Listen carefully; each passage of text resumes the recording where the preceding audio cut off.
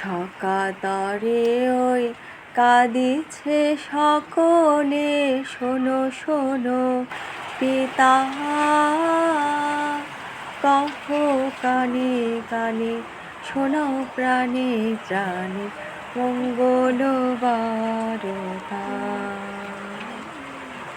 কহ কানে কানে শোনাও প্রাণে প্রাণে মঙ্গল বারতা। এর আগের রাতে বৃষ্টির দিনে তোমাদের সাথে আমি খিচুড়ি খাওয়ার ভিডিও শেয়ার করেছিলাম, আর আজকেও দেখো সকাল থেকে কিন্তু বেশ অনেক বৃষ্টি পড়ছে।